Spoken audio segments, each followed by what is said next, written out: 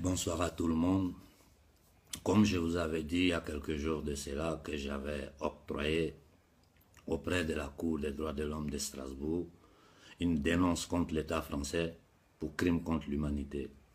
Effectivement, j'ai reçu ce matin le reçu qui me dit que ma demande est arrivée à bon port. Donc j'attends maintenant que les gens m'envoient le protocole et pour voir ce qu'ils vont me dire. Mais vu que Strasbourg en France et que la France est l'un des pions de la communauté européenne, un des poids lourds, je sais qu'ils essaieront de tout faire pour étouffer cette histoire. Mais j'ai encore d'autres trucs dans mon sac. Parce que s'ils ne vont pas me répondre, si je n'aurai pas le protocole, je sais comment je vais agir après ça. Eh bien, ce matin, j'ai continué mon action. Voilà le reçu. J'ai dénoncé la France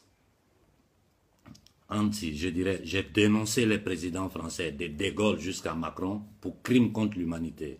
Et j'ai détaillé tout ce que je devais donner comme détail au procureur de la Cour pénale internationale, expliquant tout et accompagnant tous des dossiers qu'ils ne peuvent pas refuser. Ce n'est pas possible.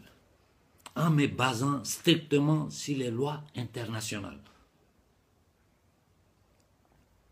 Donc, cette dénonce est partie ce matin à la Cour pénale internationale où j'ai expliqué, avec les preuves à l'appui, pourquoi Gbagbo Laurent se trouve là-bas, comment ils ont fait pour assassiner 22 chefs d'État africains jusqu'au dernier Kadhafi, avec la documentation à l'appui.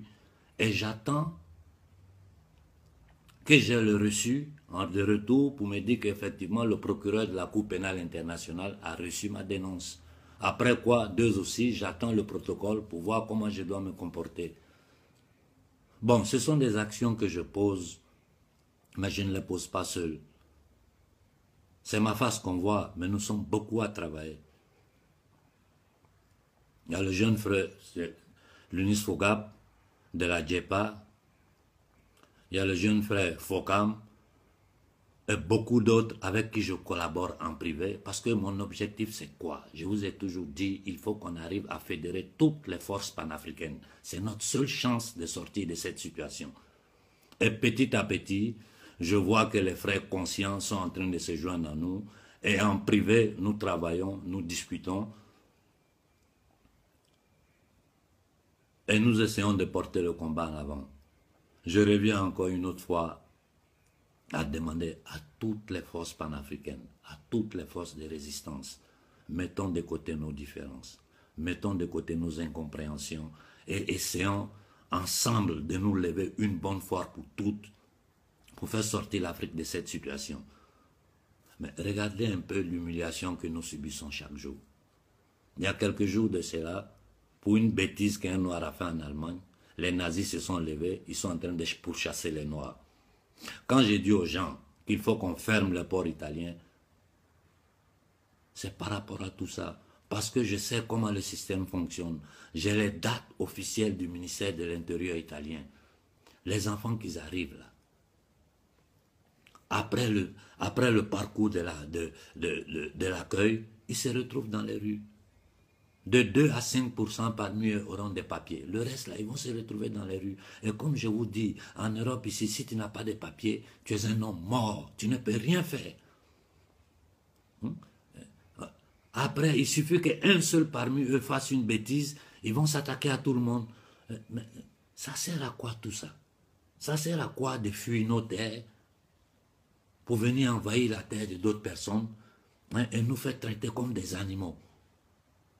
Au lieu de faire cela, il faut que nous luttons pour nous donner une liberté. On a tout chez nous. Comme le frère Lunis l'a dit, qu'est-ce qui manque à l'Afrique?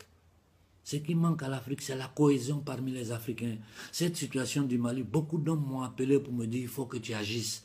Mais vous voulez que j'agisse en disant quoi? Depuis le départ, nous savions que ces élections allaient être truquées et que la France allait mettre au pouvoir ceux qui travaillent pour eux. C'est eux qui financent les élections, c'est eux qui les contrôlent. La plupart des candidats sont des va-nu-pieds.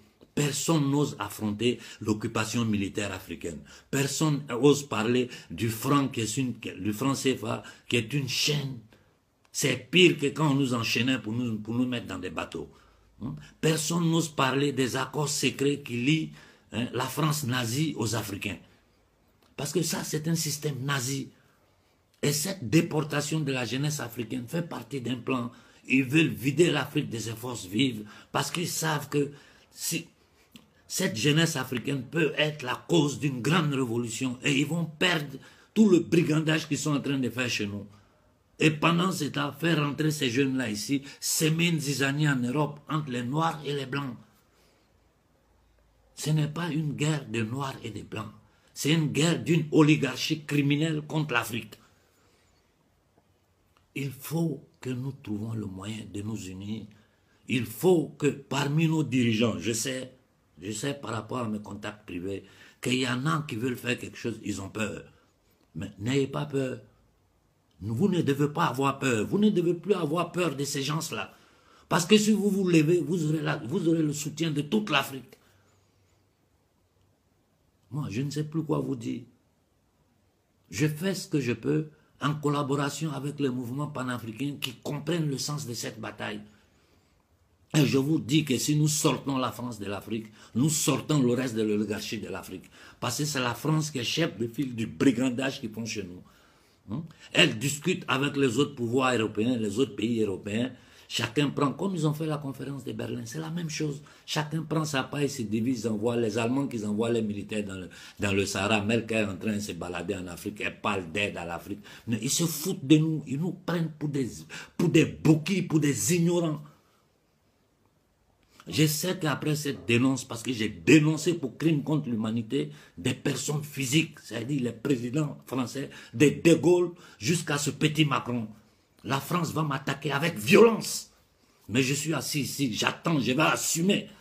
Et si toutes ces deux cours ne me répondent pas, je poserai encore d'autres actions.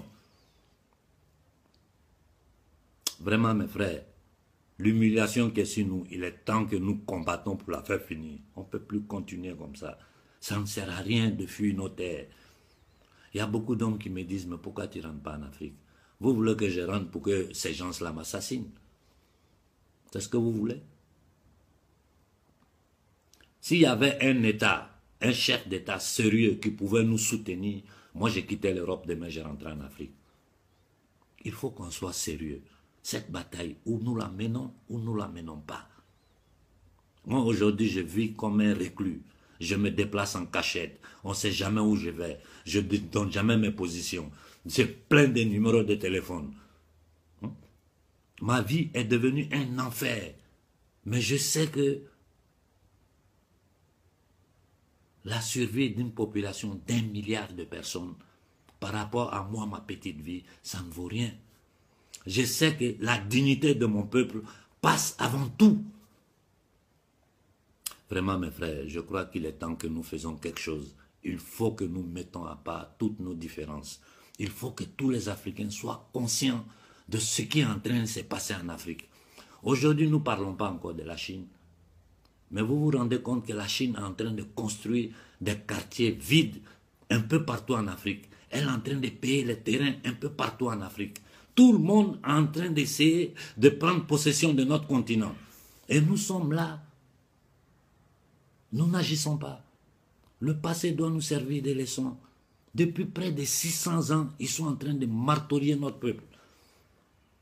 Et en ce moment, c'est le bon moment pour nous unir et faire finir cette chose-là. Je vous dis qu'à l'intérieur du pouvoir occidental, il y a des gens qui sont prêts à nous soutenir dans cette bataille de libération. Le franc CFA en Italie, personne ne savait ce que c'était. Quand j'ai sorti le problème, toute l'Italie m'a appelé, toute l'intelligence italienne m'a appelé pour dire, mais de quoi tu parles? Et ils ont caché ça à tout le monde pour continuer à nous brigander. Et la France est devant ça. Et tous les crimes qui ont été commis en Afrique par la France, j'ai tout dénoncé à la Cour pénale internationale avec les documents à l'appui. Bon, voilà ce que j'avais à vous dire. Moi, je suis un peu fatigué. Si vous ne me voyez pas en ligne quelques jours, ne vous inquiétez pas parce que j'ai parti un peu hors de l'Italie, me reposer quelques jours.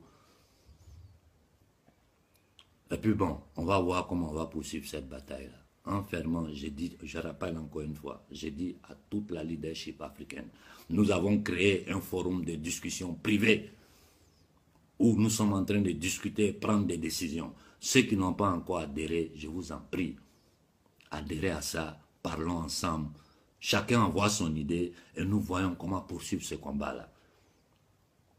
Voilà, je souhaite bonne soirée à tout le monde et merci pour l'écoute.